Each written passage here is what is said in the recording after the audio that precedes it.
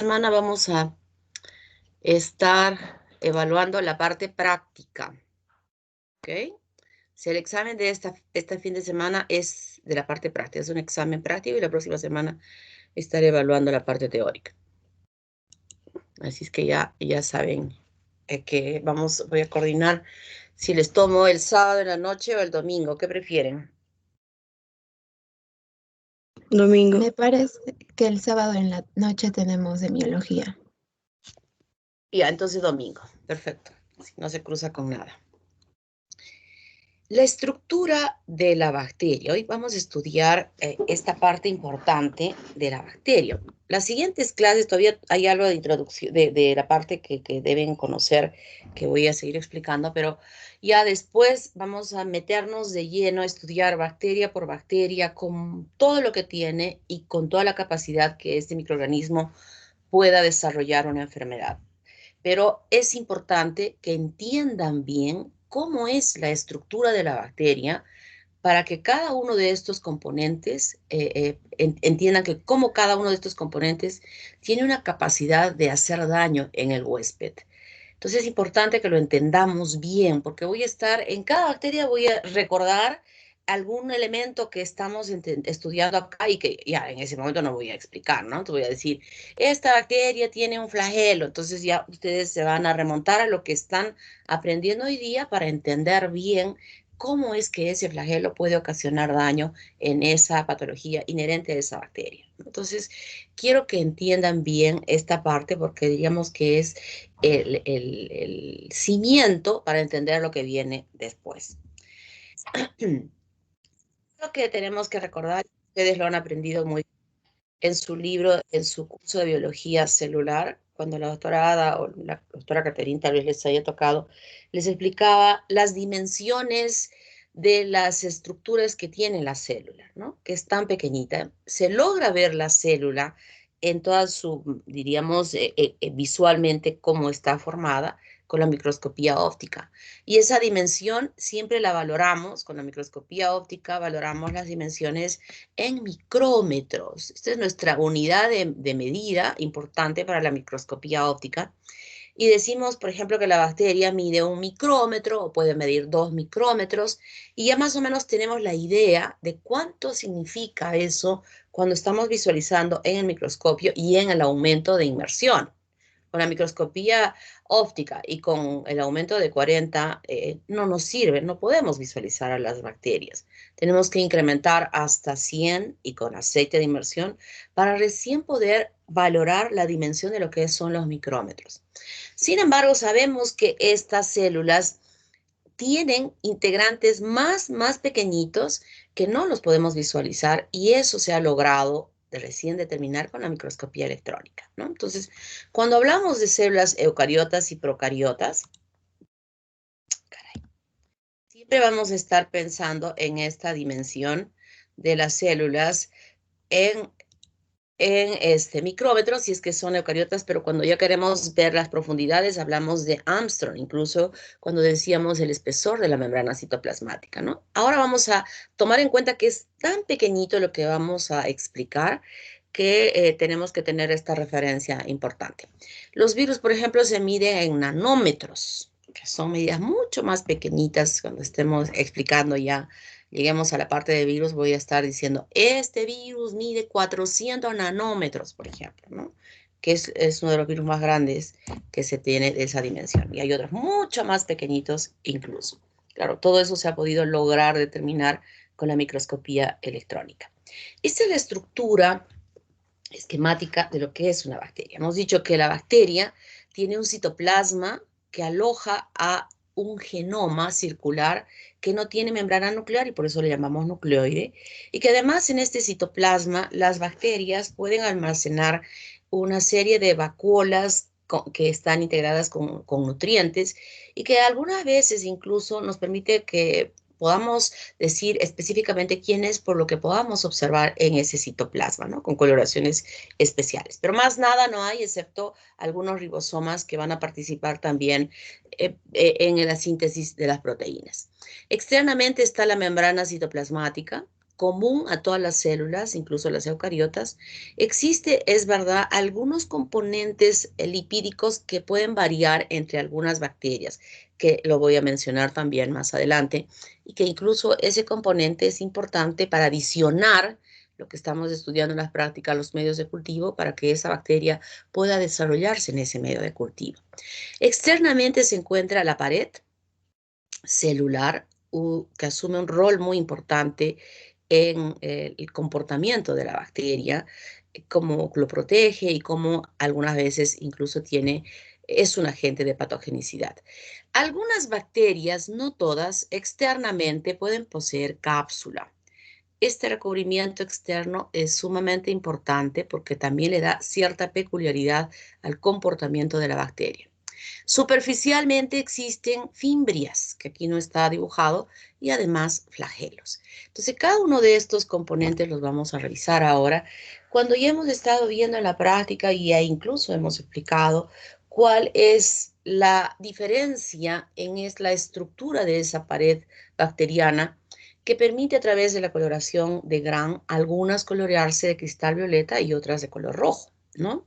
Y eso cuando Christian Gram descubrió traviesamente esta situación, ni siquiera se sabía por qué, porque eso fue hace muchísimos años, porque la microscopía electrónica fue descubierta posteriormente, y entonces recién ahí se pudo determinar cuál era la causa de esta distinta coloración que adquirían las bacterias, y se debe específicamente a la pared celular. Todas las células de las bacterias tienen una membrana citoplasmática que es común a todas las células, ¿no? Es una bicapa lipídica que entre ellas existen unas proteínas que sirven de transporte para permitir el ingreso hacia el interior de la célula. Externamente hay un espacio que se llama el espacio periplásmico. Este espacio periplásmico es muy importante porque es un área donde se realizan muchas situaciones metabólicas que requiere la bacteria. Aquí se ensamblan estructuras de la misma bacteria, aquí se almacenan enzimas, aquí se pueden almacenar incluso toxinas, pero fundamentalmente es un lugar donde se van a producir las reacciones metabólicas que esa bacteria necesita para su supervivencia, tanto en su forma estructural como también en el daño que puede ocasionar. Externamente a este espacio periplásmico se encuentra esta gruesa capa de peptidoglicanos. La capa de peptidoglicanos es un armazón que se desarrolla superponiendo capas y capas y capas y capas de peptidoglicanos que puede alcanzar incluso a 40 unidades, o sea, 40 capitas que van superponiéndose una sobre otra.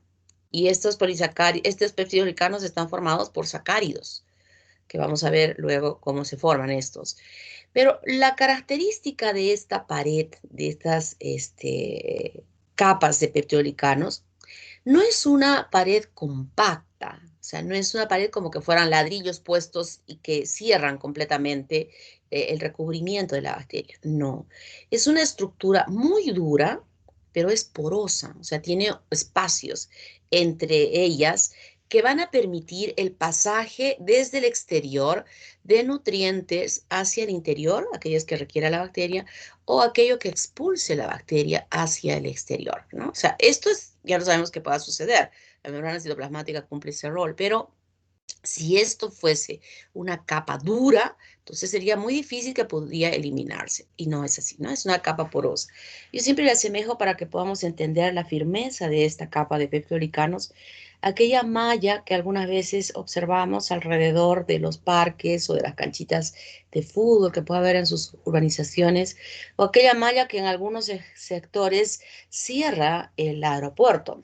Es una malla dura que incluso uno puede treparles por ella y no hay ningún riesgo de que esos alambres tan gruesos se puedan doblar, ¿no? O sea, es duro, muy duro.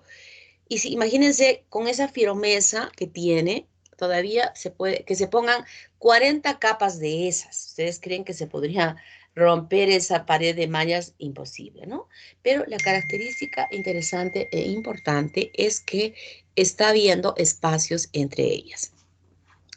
Otros dos componentes importantes que tiene esta bacteria es que están enganchadas unas estructuras poliólicas que salen hacia el exterior, unas ancladas en la parte externa de la membrana citoplasmática que se llama ácido lipoteicoico, y otras que están ancladas en el espesor de la pared de peptidoglucanos que se llaman ácidos teicoicos. Estas son características de las bacterias gram positivas, o sea, son características estructurales de las bacterias gram positivas. Y vamos a ver qué función tiene esto.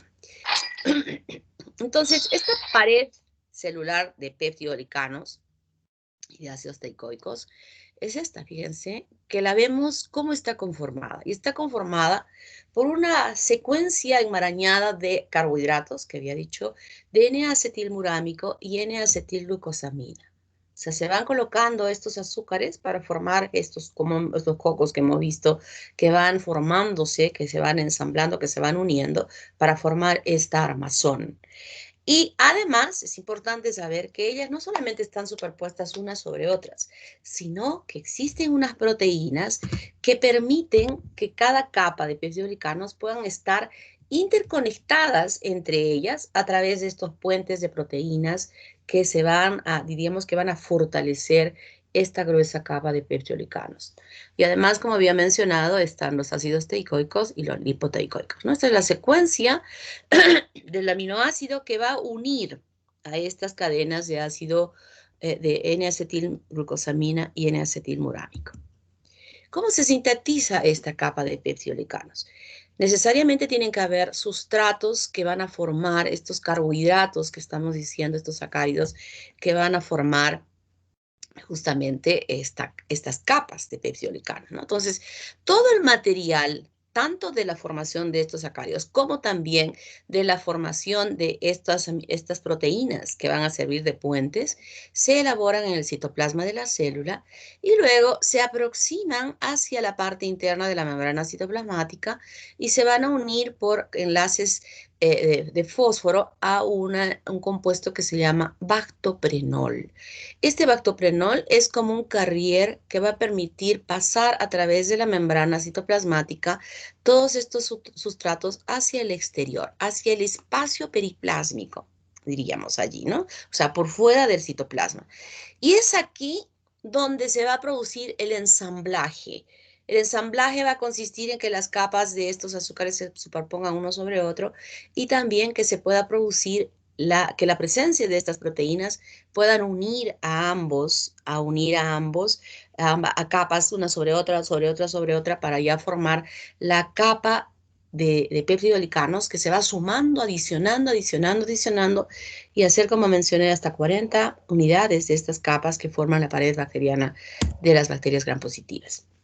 Entonces, el proceso en el cual participan estas proteínas para juntarse está hecha por unas enzimas, o sea, no es que me junté y punto, sino participan unas enzimas que se llaman transpeptidasas, que están fijadas a la membrana citoplasmática. Estas transpeptidasas van a tener esta función de unirse entre ellas, o sea, entre las proteínas y pegarse, hacer unos puentes con estos disacáridos para permitir que el armazón sea más firme. Además, existen otras, las de D-carboxipeptidasas, que eliminan estas terminales de alanina para facilitar mejor aún la unión con las otras proteínas y de esta manera con los otros aminoácidos y de esta manera establecer puentes muy fijos para hacer que el armazón sea más fuerte y no se vaya a disgregar fácilmente, porque esta capa tiene que mantenerse siempre firme, recubriendo a toda la bacteria. Estas enzimas se denominan las enzimas fijadoras de penicilina o las proteínas fijadoras de penicilina, que están resumidas en estas siglas. Proteínas fijadoras de penicilinas, en inglés, que me importa que ponérselos así con rojo para que lo recuerden, porque en su libro y en muchas literaturas, en las revistas, en las investigaciones, se suele colocar bajo estas siglas. Entonces ya saben que se está refiriendo a estas proteínas, a estas enzimas, en realidad son enzimas, estas proteínas, que van a cumplir este rol importante de unir las capas de sacáridos. Y esto se llama el proceso de la transpeptidación. Y esto es muy importante porque miren, y quiero que detenerme aquí un ratito para que ustedes ya vayan entendiendo la situación.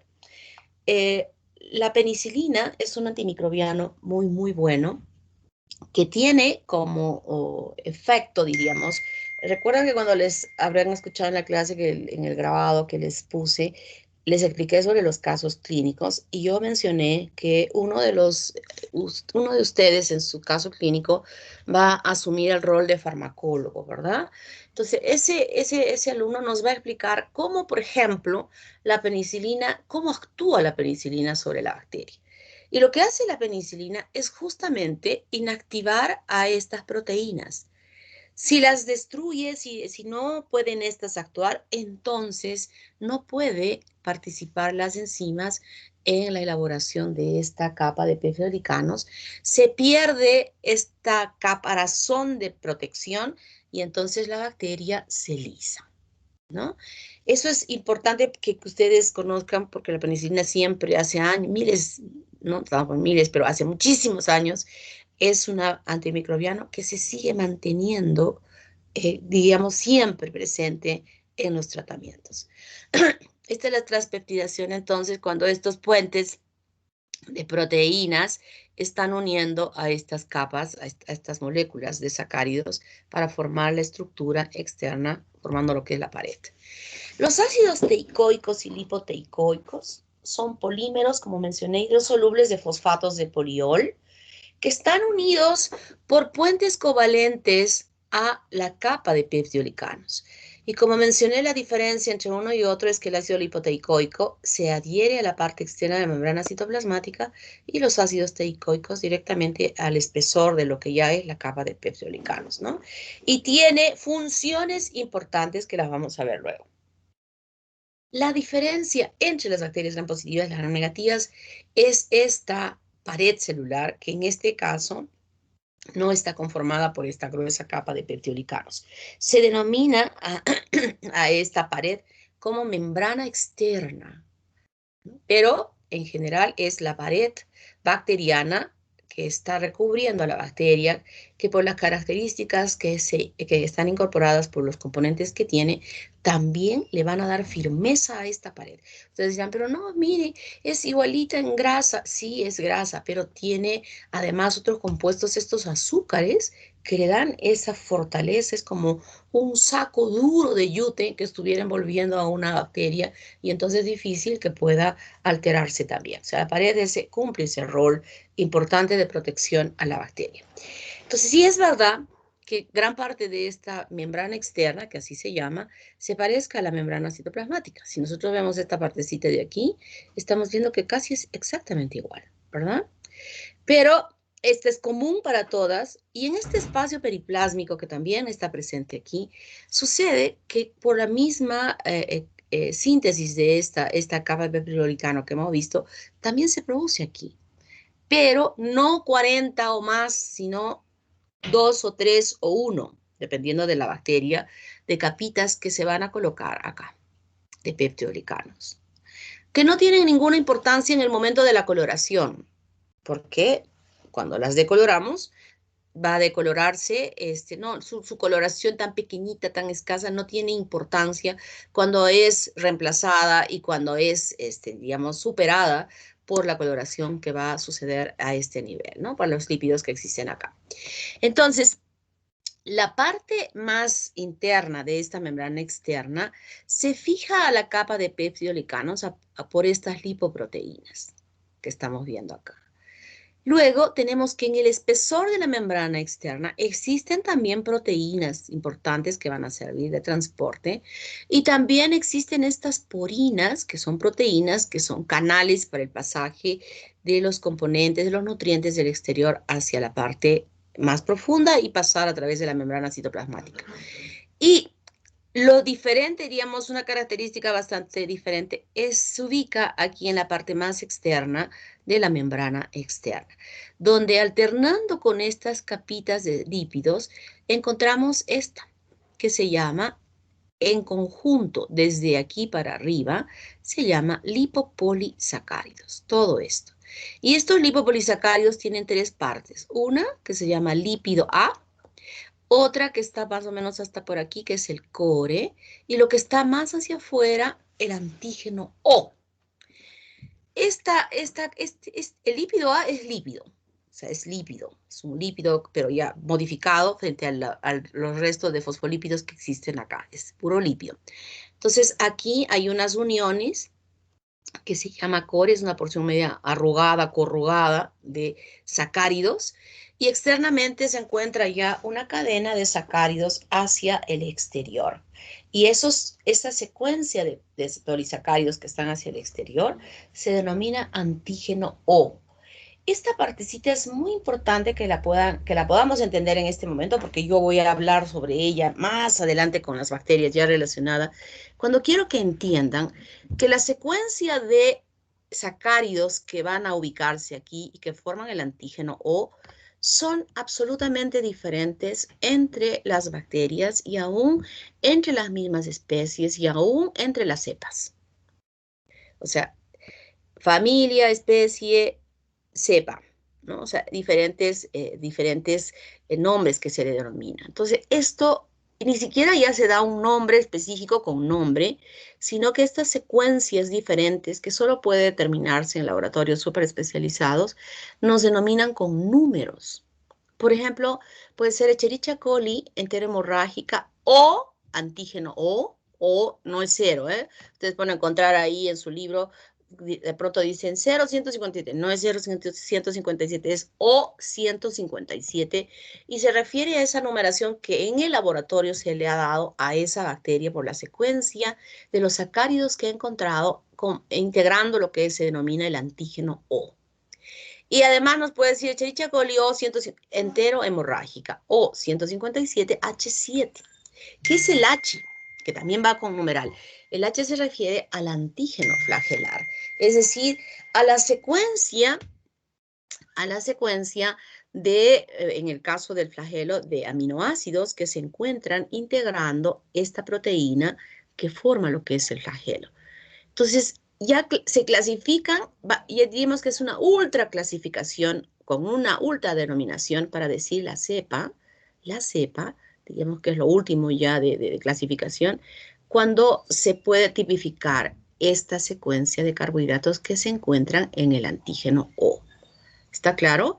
Entonces, la membrana externa está formando, o mejor diríamos, la pared de las bacterias gram negativas, tiene tres partes, digamos desde aquí el periplasmo, el espacio periplásmico, la capa de peptidolicano que se encuentra allí y esta membrana externa, con estas características importantes de los lipopolisacáridos que son típicos para esta bacteria, para este tipo de bacterias gram negativas. Entonces aquí tenemos, fíjense, aquí está la membrana, estas capitas de peptidolicanos, el espacio periplásmico.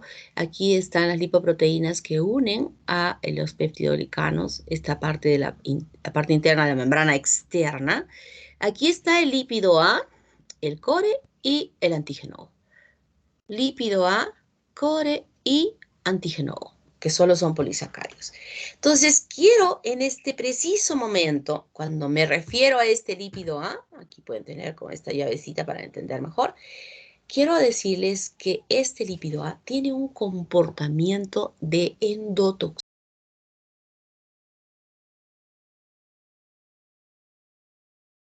que tienen este lípido A, que clínicamente, cuando se está desarrollando una infección por esta bacteria, por este tipo de bacterias gram negativas, las manifestaciones clínicas son diferentes, especiales. Ese paciente que puede estar haciendo una infección en alguna parte de su cuerpo puede presentar síntomas y signos de shock.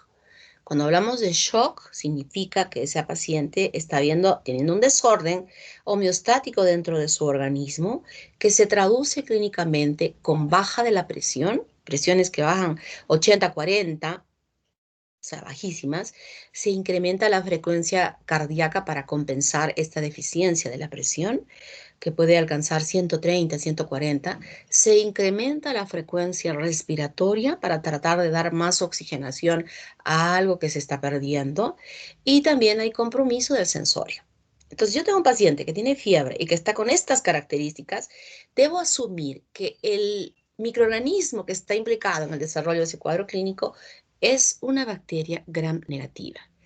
Y si estoy en mi pueblo haciendo mi serum, donde no tengo laboratorio ni tengo nada, solo tengo mi cerebro bien, bien rellenito con mi disco duro almacenado en todo el conocimiento, entonces estaré recordando que está sucediendo una infección en ese paciente por este tipo de microorganismos. Y veré mi arsenal de antimicrobianos ahí en mi consultorio y utilizaré las drogas, a veces a ciegas, porque no puedo, no sé, no tengo laboratorio, sino hacer un tratamiento empírico con drogas que son para este tipo de bacterias. Entonces, acuérdense de la endotoxina, que es el lípido A. La estructura de este lipopolisacárido, aquí tenemos el lípido A. En esta parte del core,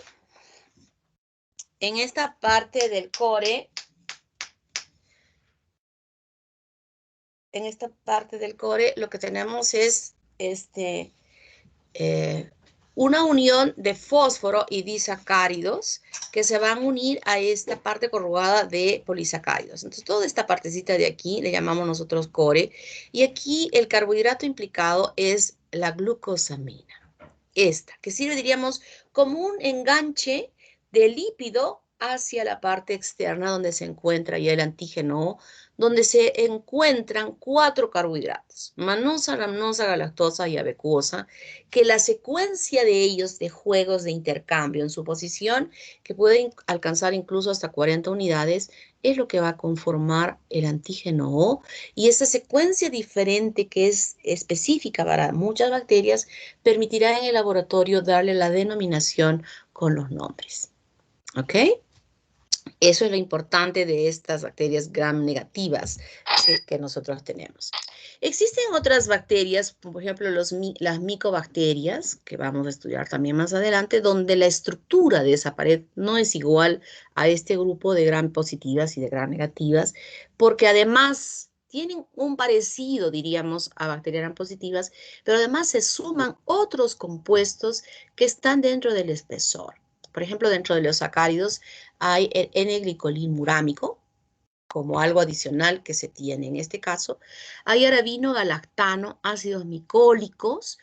Cada uno de estos compuestos, cuando estudiamos a las micobacterias, la tuberculosis, tienen un comportamiento especial en el desarrollo de daño en el huésped. Ya van a ver cuando estudiemos esa parte. Estos lípidos de superficie son diferentes. O sea, les digo, parece ser una bacteria gram positiva, y sabemos que la bacteria gram positiva no tiene ningún lípido en su pared, ¿verdad? Pero en este caso sí, y justamente esta presencia de estos lípidos que se encuentran aquí hacen que esta bacteria no pueda ni siquiera ser coloreada con la coloración gram, sino con esta coloración de Ziehl-Neelsen. Esto es lo que va a permitir que sea ácido alcohol resistente y que se coloree con la fucsina fenicada, como hemos estado viendo en las prácticas. Además, existen proteínas que están permitiendo este pasaje a través de ella. ¿Cuáles son las funciones de la pared celular? En primera instancia da la forma a la bacteria, ¿no? El que nosotros digamos es coco, es bacilo, es espirilo, etcétera, está dada por esta presencia. La membrana citoplasmática sí es una membrana suavecita, no es posible que dé forma. Y nosotros lo vemos, por ejemplo, cuando ustedes hagan el próximo semestre parasitología, y quienes lo han visto, la entamoveo histolítica tiene una limitación en su membrana solamente celular y se va deformando en sus movimientos cuando se ve al microscopio, ¿no? Entonces, en este caso no, esa membrana no está solamente limitada allí, sino externamente por esta pared. Contrarresta la presión osmótica de turgencia, o sea, evita que la hiperosmolaridad o la hiposmolaridad pueda llegar a afectarla por la presencia justamente de esta pared. Durante una infección, esta capa de peptidolicanos, fíjense, ya la estructura misma de estas bacterias puede evitar que la bacteria pueda ser fagocitada por las células del sistema de defensa. Cuando el microorganismo ingresa a nuestro cuerpo, eso lo han estudiado en inmunología, hay una secuencia de pasos que va a estimular su presencia extraña en ese organismo y ustedes han estudiado paso a paso cómo va reaccionando ese cuerpo frente a lo extraño, ¿verdad? Y uno de los mecanismos es la fagocitosis, pero esta capa de peptidoglicanos evita que esas células puedan llegar a fagocitar a estas bacterias. Puede ser que puedan haber residuos, MUR, NAC o acetilados, que se van muchas veces eliminando hacia el exterior, que pueden resistir a la acción hidrolítica de la lisozima. La lisozima es una enzima que llegamos a tener nosotros, por ejemplo, a nivel de las lágrimas. Y es muy importante porque nuestros ojos permanentemente están expuestos al medio ambiente y probablemente estén cayendo por el viento, por el aire, por la saliva con quienes estamos hablando, salpicándonos ahí al ojo sin que nos demos cuenta porque son microscópicas y tan pequeñitas que podrían estar desarrollando fácilmente infecciones en el ojo, ¿no? Pero esta presencia, esta enzima evita que esto suceda, salvo que el inóculo pues ya sea enorme, que no tenga la capacidad de vencer. Y esto también evita que pueda fagocitarse, ¿no? En estos casos, estas sustancias.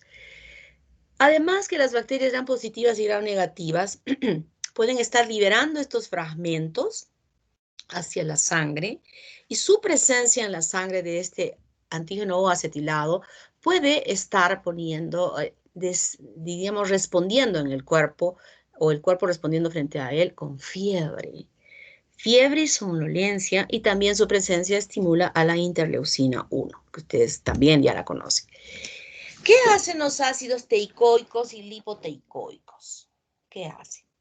Miren, en la patobiología de las infecciones van a suceder estos mecanismos. Primero, que el microorganismo ingrese al cuerpo por diferente vía. Puede ser por vía oral, puede ser por vía inhalatoria, puede ser por la piel, puede ser a la mucosa en una relación sexual, puede ser en la mucosa a nivel del ojo, puede ser a través de una punción y que pueda llegar hacia la sangre. Es decir, por cualquier lugar un microorganismo ingresa dentro de nuestro cuerpo. Luego que ha ingresado, específicamente voy a hablar de bacterias, luego que ha ingresado, se tiene que adherir a las células de los tejidos donde va a ocasionar daño. Primero tiene que adherirse. Si no se adhiere, no pasa nada. Si yo he podido ingresar, por ejemplo, alimentarme con algo, algún nutriente contaminado, entonces ingiero. Si esa bacteria o esas bacterias han ingresado, han pasado mi tubo digestivo, mi estómago, han escapado al pH del estómago, se siguen metiendo, están pasándose hacia, y de repente hasta se estaban nutriendo de lo poco que está apareciendo ahí en la luz conjuntamente, que ellos sigue pasando, y se va con las heces. Pero si esa bacteria se adhiere a la superficie del enterocito, entonces ya es otra cosa. Entonces, lo primero que tiene que suceder luego que ha ingresado es adherirse. Luego que se adhiere, se establece. ¿Qué significa eso? Que tiene que decir, ajá, acá puedo vivir, aquí me puedo alimentar, aquí me van a dar todo, esta casa está muy buena, me quedo acá. Luego que se queda allí, ya establecida, empieza la multiplicación activa. Y como resultado de esa multiplicación, ya empieza a traducirse signos y síntomas del desarrollo de una enfermedad infecciosa. Entonces, el mecanismo es de esa manera, es así como se produce. Entonces, hay varias estructuras de las bacterias que tienen ese rol importante de adherirse. Y en el caso de las bacterias gram positivas, los ácidos teicoicos y lipoteicoicos, esos que hemos visto que salen sobre la superficie de la pared, son como unos pelitos que están superficialmente sobre estas bacterias gram positivas que le van a permitir adherirse a las células, adherirse a las células a las cuales va a infectar. Además, este mismo compuesto puede desarrollar sepsis en pacientes. ¿Qué es sepsis? Cuando anormalmente una persona se llega a infectar y desarrolla un proceso infeccioso, por ejemplo, neumonía, ¿no? Tiene un foco infeccioso en su pulmón, tiene neumonía en ese pulmón. Entonces, a través de una circulación una circulación linfática, fundamentalmente, todo lo de nuestro cuerpo a través de esta circulación se integra a la circulación sanguínea. A ver, ¿quién me dice cómo se integra la circulación linfática a la circulación sanguínea? ¿Por dónde? Por encima de los troncos, de las venas subclavias, en los troncos yugulares. ¿Cómo se llama? ¿Cómo se llama? Manuel Ceballos. Manuel, pero ¿cómo se llama ese vaso que se integra? Conducto torácico, doctora. El conducto torácico es el izquierdo y el derecho. ¿Y el derecho? ¿Los dos se llaman igual? ¿Los dos se llaman igual? El izquierdo es conducto izquierdo y el... Tiene otro nombre, ¿eh? Que yo recuerdo tiene otro nombre, no es conducto izquierdo, simplemente tiene un nombre. A ver, van a ver. Doctora, linfático derecho. ¿No será un conducto linfático derecho? ¿Conducto qué?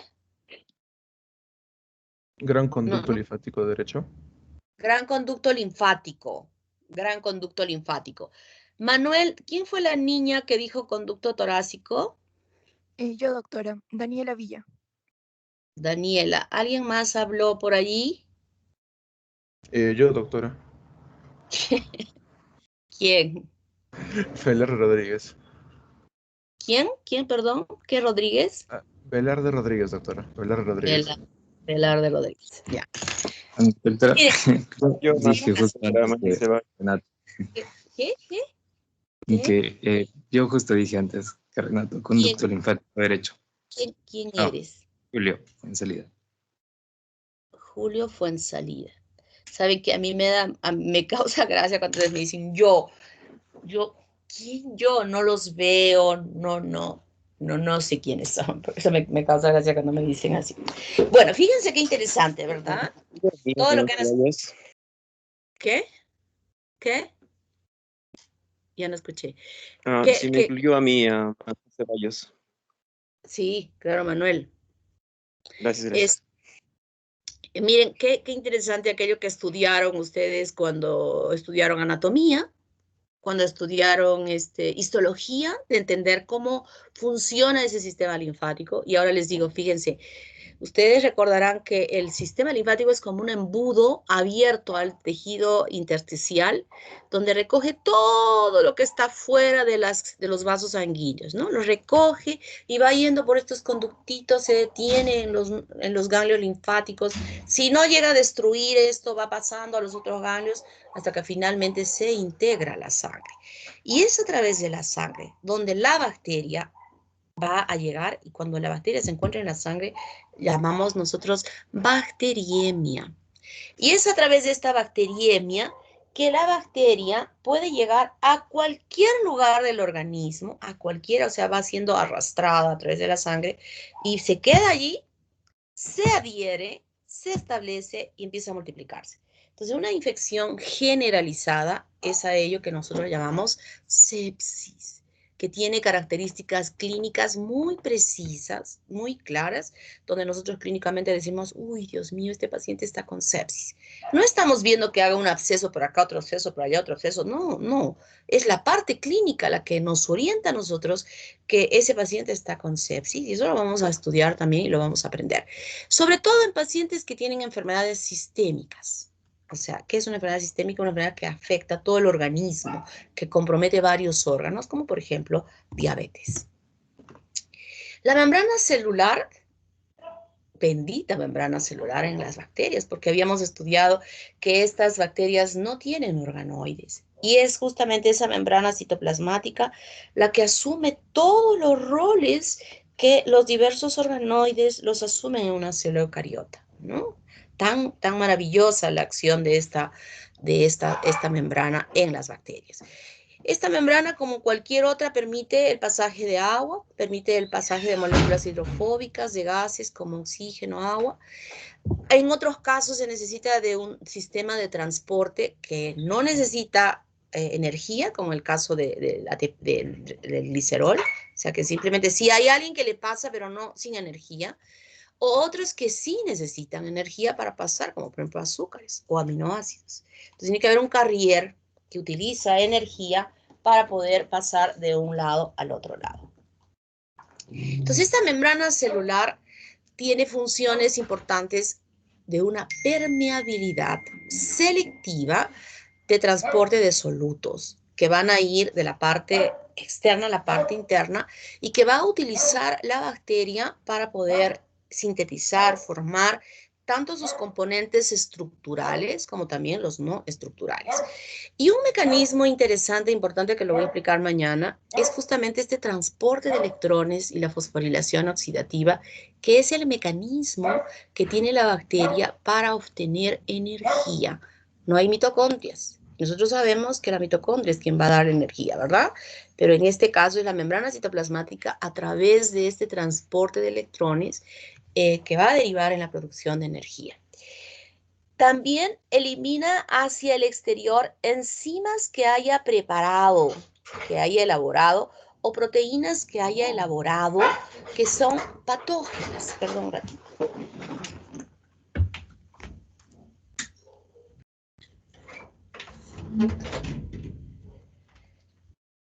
Los peques se están portando mal. ¿Qué significa esto? O sea, las bacterias elaboran, como mencioné, todos los componentes de su estructura y lo hacen así, dependiendo de en qué velocidad, si las bacterias se dividen, rápidamente tienen que formar una nueva célula. En el caso de Escherichia coli, cada 30 minutos. Entonces, está formando los componentes de su estructura, de la formación de una nueva célula. Pero además, elaboran una serie de enzimas y toxinas cuya componente estructural lo que forma él, son proteínas que las eliminan hacia afuera para ocasionar daño, ¿no? Las bacterias, por ejemplo, podría hablar de Pseudomonas. Pseudomonas es una bacteria increíblemente malvada que tiene cantidades de enzimas y toxinas para ocasionar daño. Entonces, saber que una persona está infectada con esta bacteria es terrible. Para nosotros en el mundo médico es terrible porque sabemos que no va a ser fácil poder resolver ese problema y probablemente se muera. Otras no, otras solamente liberan una sola, se elaboran una sola. Por ejemplo, Escherichia, por ejemplo, podría decir Vibrio cholera.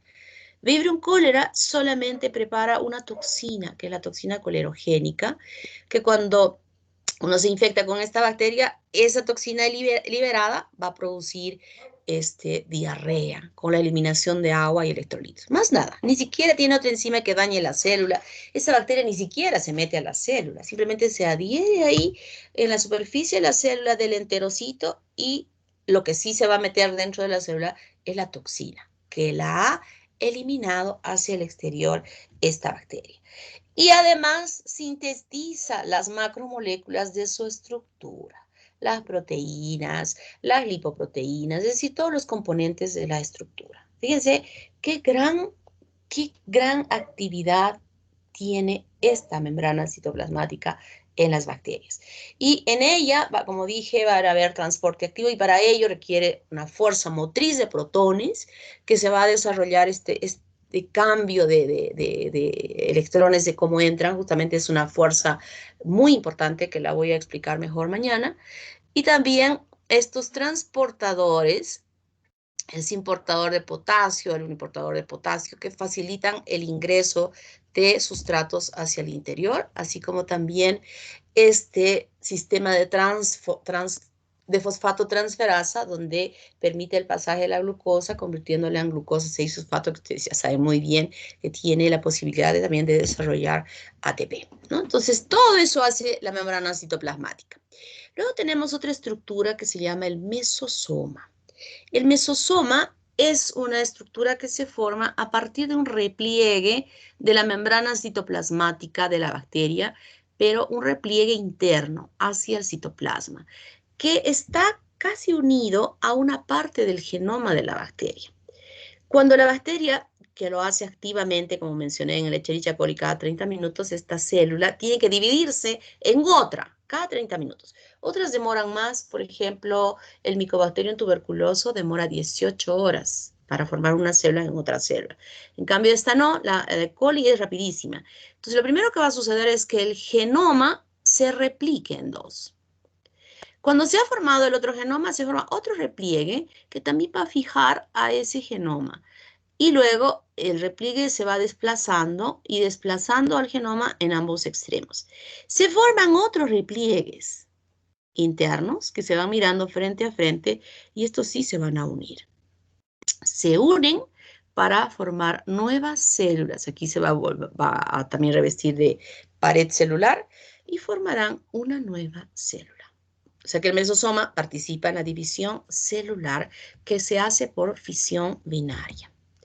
La cápsula, como mencioné, no todas las bacterias tienen cápsula, y aquellas que la tienen les da una peculiaridad especial de denominarlas virulentas, porque la cápsula protege a la bacteria de la fagocitosis, evita la fagocitosis porque permite que el tamaño de la bacteria sea más grande incluso, y entonces de esa manera las células de defensa no llegan a fagocitar.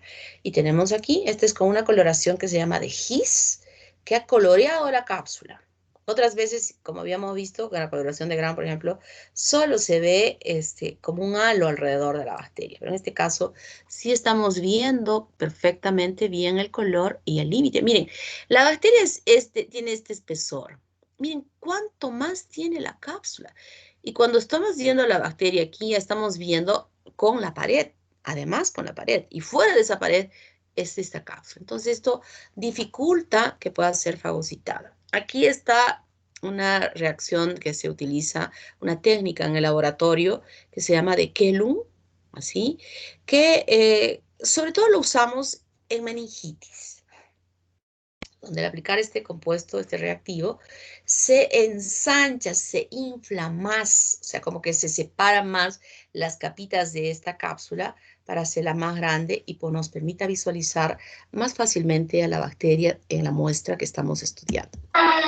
Esta cápsula tiene composición, la mayoría, diríamos el 99.9% de bacterias que tienen cápsula, la composición clínica de la química de esa cápsula es un polisacárido complejo.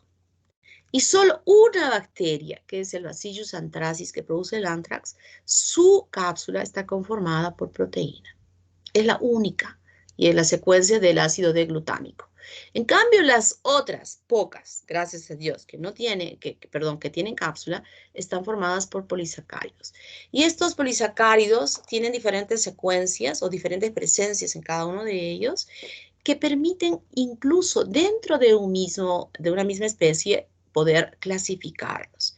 Clasificarlos de acuerdo a la secuencia que puedan tener, y de esta manera, con los estudios epidemiológicos que se han realizado, por ejemplo, en este caso de la Neisseria meningitidis, es la más representativa en el desarrollo de producir meningitis epidémicas, es el serogrupo 135. Ya está tipificado. En el Streptococcus pneumoniae igual hay clasificaciones importantes que epidemiológicamente nos dicen que esta cepa es la más agresiva y son las que se utilizan en la vacuna. Hay una vacuna que se hace con Streptococcus pneumoniae que se aplica a las personas mayores para evitar que puedan desarrollar una neumonía, que la neumonía en la persona mayor, en el anciano, es tremendamente grave. Algunos estreptococos también tienen cápsula y están formadas por ácido hialurónico, o el salivarios por el lébano, por ejemplo, que la composición química de estas es esta secuencia de carbonatos. El glicocális tiene la misma denominación como que sea capa mucosa o limo o slim. Yo les he puesto todas estas 4 denominaciones porque a veces un libro dice una cosa, otro libro dice otra cosa, entonces los confunden, pero es lo mismo, significa lo mismo. Y esta composición química de este glicocális también son polisacáridos, pero a diferencia de la cápsula, esta capita que está externamente a la bacteria es muy finita, muy delgadita. O sea, no es como la cápsula que habíamos visto que es 3 veces más ancha que el mismo espesor de la bacteria. No, en este caso es un recubrimiento finito y su función, así como el ácido teicoico y lipoteicoico, es la adherencia. Una adherencia que le permite a la bacteria adherirse entre bacterias de la misma especie, que se llama agregación, o entre bacterias de diferente especie, que se llama coagregación, o sobre superficies protésicas de algo que esa persona pueda tener en su organismo para resolver algún problema o alguna enfermedad. Por ejemplo, alguna persona que tiene algún problema valvular de estenosis o de insuficiencia, que su válvula tricuspidia o la mitral o la sigmoidea ya no funciona bien y la única forma para permitir que esta persona siga viviendo es hacerle incluir estas válvulas protésicas. O de repente hay una prótesis de cadera o de rodilla. Hay tantas situaciones en que se requiere del uso de todo esto. Entonces, estas bacterias que tienen esta capita pueden adherirse a ellas, ¿no? Se adhieren. Por ejemplo, en el caso que hablaba de agregación y congregación, lo usual que sucede esta situación es a nivel de la boca. Como resultado de lo que nosotros consumimos todos los días y que muchas veces no hacemos una higiene correcta de esa cavidad oral, permitimos que los carbohidratos que hayan podido quedar en nuestra boca, que se hayan metabolizado, desarrollen como un film que cubre la superficie de los dientes, más aún en la parte de las encías, ¿no? Las que están próximas a las encías. Entonces, esta capita permite que se adhiera con esta capa de mucosa de las bacterias. Si son iguales, hablamos de agregación. Si son diferentes, se habla de coagregación. Y luego que están tan adheridas, se calcifican y forman lo que se llama el sarro dental. Si nosotros vemos ese sarro dental a grandes aumentos, como una microscopía electrónica, ni siquiera electrónica, ¿no? Ni siquiera electrónica, no óptica, podemos ver que esa parte del sarro, que nos hace el odontólogo una limpieza al año, cada 2 veces al año, que debe ser así, tiene como unas cavernas en toda esa parte. Muchas de esas cavernas están alojándose bacterias y se están alojando, por ejemplo, hasta anaerobios. Hasta anaerobios se alojan allí en estas cavernas. Entonces, cuando hay una persona que tiene un problema, que tiene una válvula y va al odontólogo, es posible, si no se ha tomado la precaución, que estas bacterias puedan desprenderse, hacer una bacteriemia. Recuerden que hasta cuando nos limpian los dientes, el odontólogo nos dice, ahora escupa, y cuando escupimos hay estrías sanguinolentas, ¿verdad? Entonces se permite que hayan vasos que se aperturan por donde haya podido ingresar la bacteria y adherirse a estas superficies de las prótesis que se pueda tener y provocar un cuadro clínico muy grave que se llama endocarditis bacteriana. Entonces, una persona que tiene esto nunca puede ir a hacerse ningún tipo de procedimiento, ni oral, ni de repente me voy a hacer ver con el ginecólogo, a ver para ver, me voy a hacer no. Esa persona también tiene que prevenir, tiene que saber el médico que tiene este problema valvular y debe tener una terapéutica antimicrobiana profiláctica, o sea, antes del procedimiento para evitar una probable causa de una endocarditis bacteriana, ¿no? Y también tiene una acción protectora, evita que se pueda desecar. Los pilis o fimbrias están compuestos químicamente por pilina, que es una proteína. Miren, otro, adherencia. Adherencia de las bacterias a la superficie de las estructuras de las células a las cuales va a infectar. Además, estos pilis también sirven como puente entre las bacterias. O sea, como uniones entre las bacterias. Muy importante, lo voy a mencionar al final de esta clase, qué importancia tiene este pili rígido que sirve como puente. Y pueden haber diferentes, por ejemplo, la fimbria tipo P, que tiene la Escherichia coli, que se adhiere a las células del tracto urinario, que a veces dificulta el tratamiento aún con el uso de la terapia antimicrobiana. porque todavía hay que se pega y no puede ser retirada. Entonces, hay una fruta que es el arándano, que tiene un compuesto que rompe estas uniones, y el arándano es un complemento importante que debe usarse en los tratamientos de las infecciones urinarias, o sea, asociada a la terapia antimicrobiana. Pueden haber también fibrias o factores de colonización, como por ejemplo el CFA1 y el CFA2, que tienen algunas bacterias, unas enterobacterias, que se adhieren al intestino y desarrollan infecciones intestinales, diarreas, o estos pirisexuales que unen entre las bacterias como puentes importantes para transmisión de información genética. Entonces aquí están las fimbrias, que son como estos pelitos que están en la superficie de la bacteria, y además tenemos flagelos. Los flagelos, que son órganos de locomoción, son órganos que le van a facilitar a la bacteria desplazarse con facilidad, y cuando la bacteria se desplaza con facilidad es un mecanismo de daño, porque al moverse de esa manera evita que pueda ser afectado tanto por el sistema inmunológico como también por algún lugar, como en el caso, por ejemplo, del estómago, donde podemos desarrollar una contaminación por el Helicobacter pylori, que es el responsable de ocasionar las infecciones de las gastritis crónicas, que llega a un estómago que es totalmente ácido, ¿no? Sin embargo, este ácido no le va a llegar a afectar porque rápidamente atraviesa la capa de moco hasta ubicarse debajo de ella y sobre la superficie de la célula gástrica. Y ahí se establece, ahí va a acomodarse para empezar a ocasionar daño. Su composición química es una proteína que se llama flagelina y que está enganchada a las capas de la pared celular a través de unos cojinetes. Fíjense, miren, este está anclado en la membrana citoplasmática, donde se tiene la proteína MOF, pero no solo está ella, sino además están estas proteínas FLI que están bien agarradas con el anillo MS, ¿no? Aquí, o sea, ya bien fijada.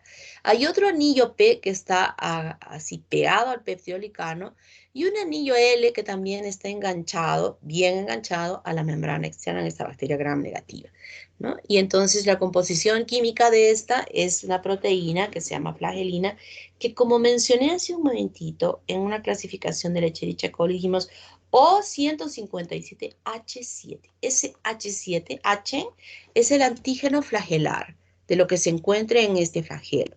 Entonces, ese estudio que se ha hecho ha permitido denominar, en el caso de esa bacteria, como el antígeno H.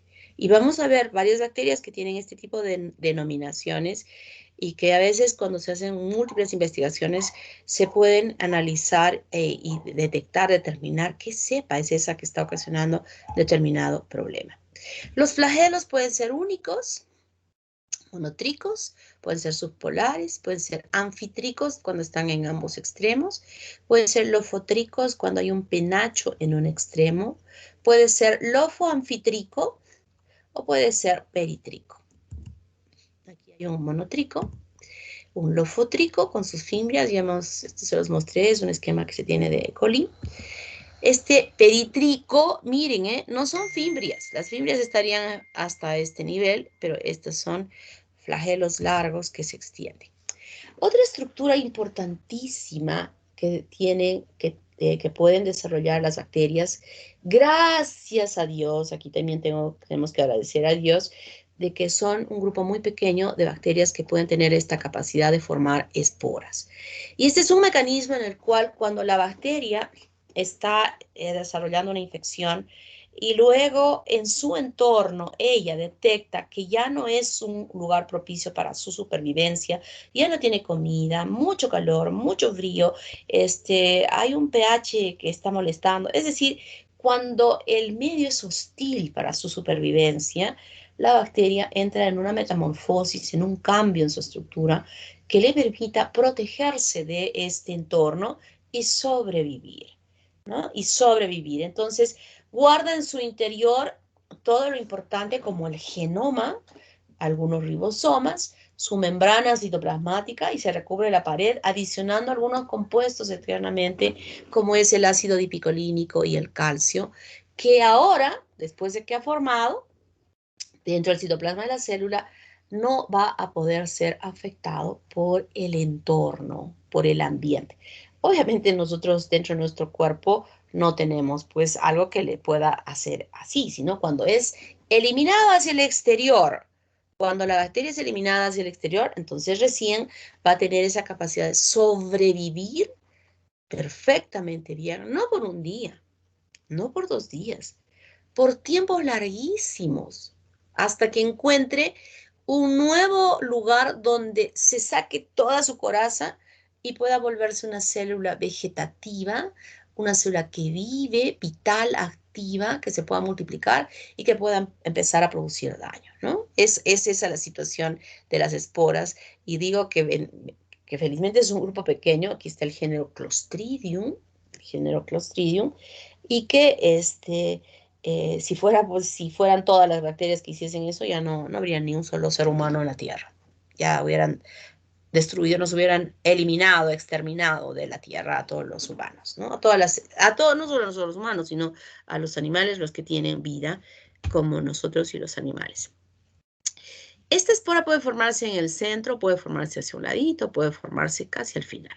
Por ejemplo, esta es la espora del Clostridium tetani, que parece una raquetita. Este es Bacillus, forma su espora en la parte central. Todavía aquí hay vida, por eso se ha podido colorear. Pero cuando ya la célula pierde, miren cómo se forman estos redonditos que ustedes ven. Es las esporas que se formaron aquí en la parte central. Algunas veces vemos también acá, por ejemplo, acá hay una esporita acá solitita, esta que está encima del puntero. Entonces, toda esa transformación es de esta manera. Se divide, como habíamos visto nosotros en la división celular del mesosoma, que participa también acá. Va a ir a un lado el genoma que se ha formado.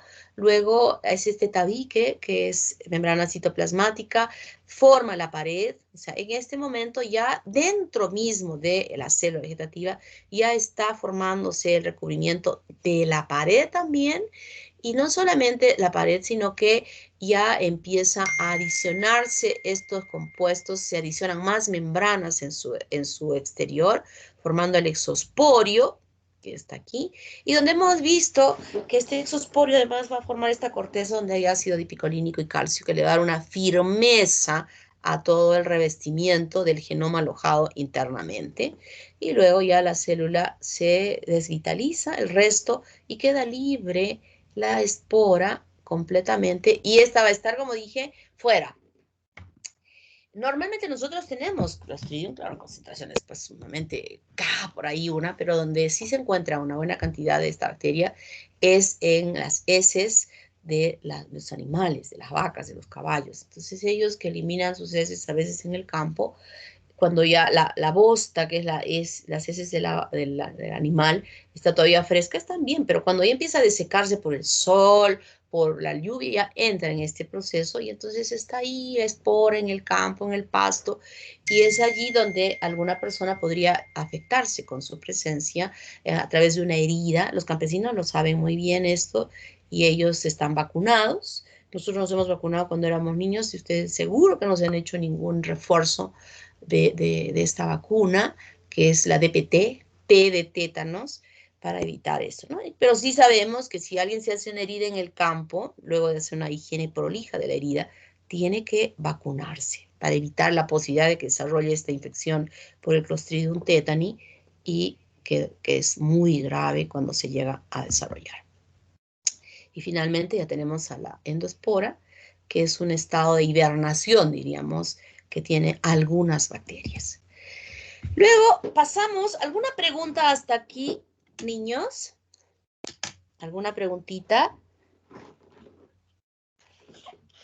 ¿Ninguna pregunta?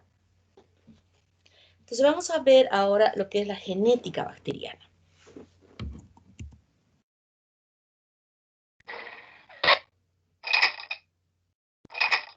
Esto es para despertar a los que probablemente estaban ahí medios adormitados. Bueno, el genoma bacteriano, que ya lo hemos estado estudiando, es un genoma único, ¿verdad? Ahí en el citoplasma de la célula, formando lo que es el nucleoide de la célula. Y ese genoma guarda toda la información de esa bacteria. en cuanto a todo, en cuanto a lo que tiene que elaborarse para su estructura y en cuanto a lo que tiene que elaborarse para lo que tenga él que eliminar externamente, como habíamos visto, las exoenzimas o las toxinas que las tiene que verter hacia el exterior. Pero además de este gen, puede ser que algunas bacterias tengan una información extracromosómica, o sea, fuera de ese genoma circular, que exista otro gen que se llama plásmido o que también haya podido ser pasado por un prófago, ¿no? Entonces, eso es muy importante que nosotros tenemos que entender. Aquí hay unas características del genoma de la Escherichia coli, pero lo que a mí me interesa es que este gen de la bacteria pueda alterarse por una mutación.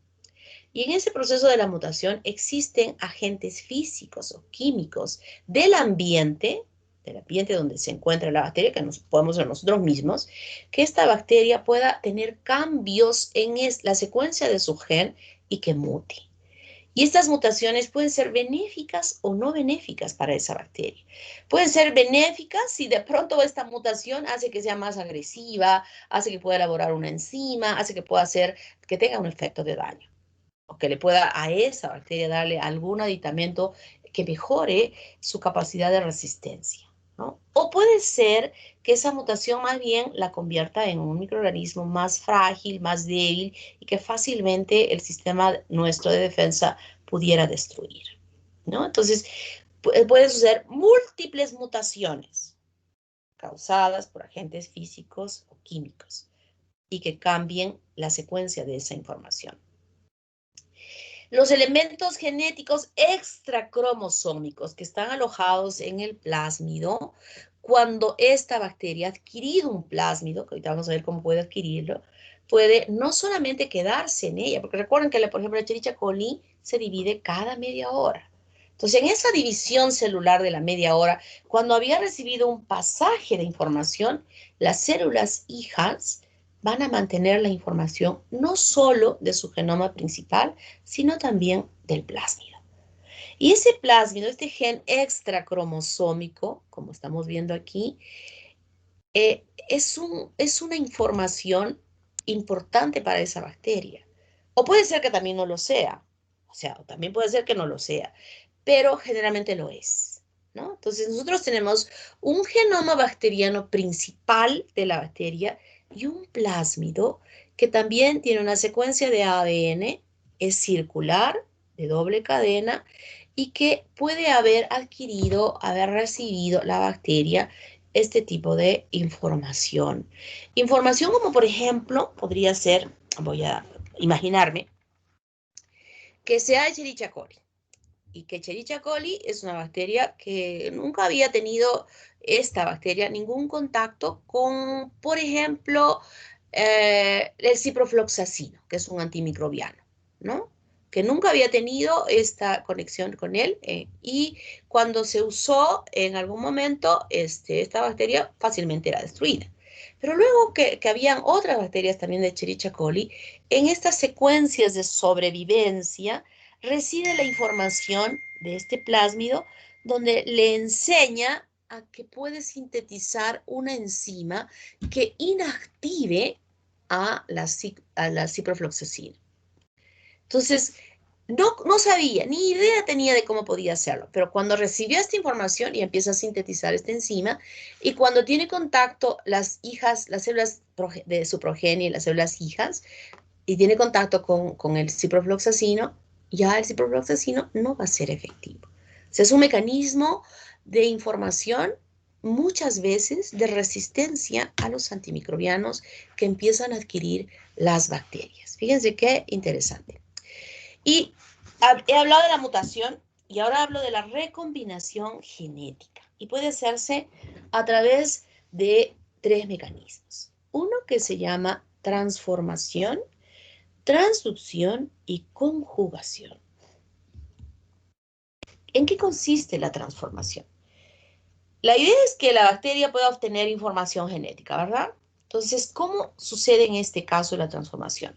Una célula, una bacteria que ha podido ser destruida por cualquier mecanismo, expone en el ambiente, expone su genoma, Un genoma que puede haberse fragmentado y que estos fragmentos de su genoma ahora están en el entorno. La bacteria que está por ahí íntegra puede capturar este genoma que está en el entorno y introducirlo a su citoplasma. Y no solo introducirlo a su citoplasma, sino incorporarlo a su genoma principal. Y ahora el genoma de esa célula ya no solamente guarda la información que tenía previamente, sino que ahora tiene una nueva información. Una nueva información que no sabemos qué puede hacer. Puede ser, vuelvo a repetir, benéfica para la supervivencia de esta bacteria o no benéfica para la supervivencia de esta bacteria. De repente, esta partecita de acá es una información de resistencia a la ceftriaxona, por ejemplo. Podría ser. Entonces, cuando esta célula que ya tiene esta información va a entrar en un proceso de multiplicación celular, va a entrar en este proceso, cuando se divida, cuando se replique este genoma para formar las nuevas células hijas, va a replicarse además con esta información. Entonces, las células hijas van llevando la información que había recibido esta bacteria y va expresándose, obviamente, si hay esa información, va siendo utilizada para que se sintetice la proteína o lo que sea, para que se pueda, ya como algo, diríamos, inherente a esas células hijas con esta información. Entonces, a eso se llama transformación. Luego tenemos la conjugación. Y en este caso, sí va a participar lo que ya había mencionado hace un momentito, el pili. Un pili que dije que servía para adherirse y también servía como puentes entre las células. Y aquí está el puente, fíjense, aquí está el puente. Esta es una célula que tiene su genoma principal y esta es otra célula que tiene su genoma principal y un plásmido.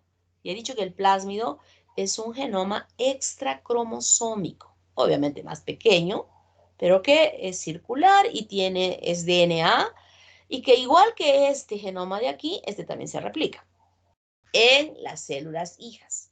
Pero además no quiere solo darle esta información a las células hijas, sino se la quiere dar a otra célula que no tiene esta información y lo va a hacer a través de este puente. Entonces se replica, la cadena va pasando a través del puente para ubicarse luego en el citoplasma de la célula. Aquí esta cadena única va a replicarse, va a formar su pareamiento y formar este genoma circular de DNA que ahora está en el citoplasma de la otra célula. En este momento hay dos células, en este caso nueva, que está llevando la información que estuvo en este genoma del plásmido y que ahora la tiene esta. Y esta célula va a formar células hijas guardando esta información. Y esta célula puede ahora pasarle la información a otra, como esta que no tenía esa información. Fíjense, esto es sumamente interesante porque estas informaciones no se guardan en una sola bacteria, sino pueden ir pasándole a las otras y esas otras tener esta información que podría yo estar diciendo que sea de pronto una enzima o algún mecanismo que emplea la bacteria para resistir a algún antimicrobiano o de pronto la elaboración de una enzima que que pueda dañar al tejido del huésped. Es decir, informaciones muy importantes que recepciona la bacteria, que no, por lo que vemos aquí no son nada egoístas. Este es un socialismo, diríamos, de las bacterias. Ahora que está de moda las elecciones, es un socialismo de las bacterias para, diríamos, pasar la información a la otra bacteria. Esta es la forma que se llama conjugación con la participación de un pili. Y luego tenemos la transducción. La transducción, aquí sucede algo interesante, donde va a participar un fago. Un fago, como lo dije en la primera clase, es un virus que infecta a una bacteria.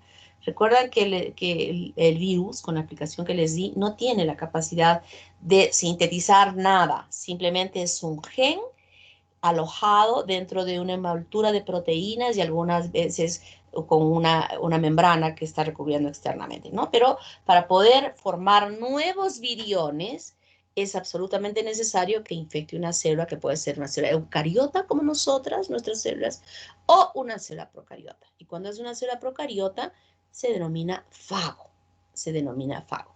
Entonces este virus se adhiere se acopla a un receptor en la membrana, en la pared de la bacteria, y luego va a ingresar, se decapsida y queda libre la información que tiene.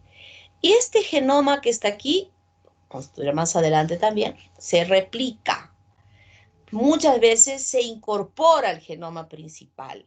Y de este genoma puede obtenerse particiones del genoma, fíjense, partes, donde hay algunas que están manteniendo la información de la bacteria, otras que están manteniendo la información de lo que trajo y otras que incluso están mezcladas de información.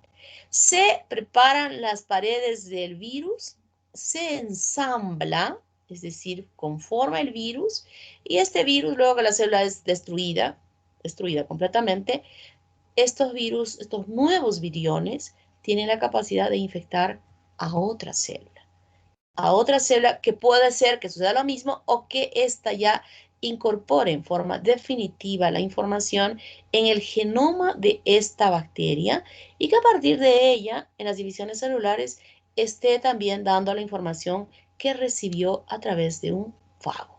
A esto se llama transducción. La información, benéfica o no benéfica, ¿está claro? Lamentablemente creo que en la mayoría de los casos es benéfica. Es decir, que cambia el comportamiento de la bacteria a ser más agresiva en su acción, ¿no? Y es ese mundo microbiano bacterial que está permanentemente en este mecanismo de que no están ahí ellas mirando a ver, me meto en este cuerpo, ya perfecto, aquí me van a dar todo, pero todo ser vivo lucha por su supervivencia, incluso las bacterias. Y esas bacterias en su supervivencia están empleando todos estos mecanismos para poder resistir y poder seguir manteniéndose sobre la población en el planeta. Si no fuese así, ya con todo el mundo antimicrobiano que hemos creado, podríamos haber sido capaces de destruir, pero no lo podemos. Es más, dentro de un tiempo ¿cómo se dice? Cuando es que va a suceder algo pronto, no muy alejado, ¿cómo se dice? Próximo. ¿Perdón? Próximo, no, hay una palabra, hay una palabrita. Caray, este señor me está molestando el alemán otra vez. No me acuerdo. Bueno, en un mediático, no me acuerdo. Pero A no mediano muy tiempo. lejano. En mediano No tiempo, mediano. no muy lejano, que tal vez ya no me afecte a mí, pero sí a ustedes o tal vez a sus hijos. Miren, estoy dando tiempos cercanos, ¿eh? Ni siquiera estoy hablando de 200 años, estoy hablando de tiempos cercanos. Esta mala acción, este mal comportamiento de la gente y hasta puedo incluir hasta profesionales de salud que no están manejando adecuadamente, el uso de los antimicrobianos, va a llevar en algún momento en que no tengamos el arsenal de terapias antimicrobianas para poder destruir y serán ellos los que nos venzan. Porque cada vez hay mayor resistencia de las bacterias a los antimicrobianos. Entonces, estas bacterias están actuando permanentemente en hacer, en cambiar, en intercambiar para lograr justamente ese propósito, ¿no? De resistirse. Preguntas. ¿Alguna pregunta que me quieran hacer?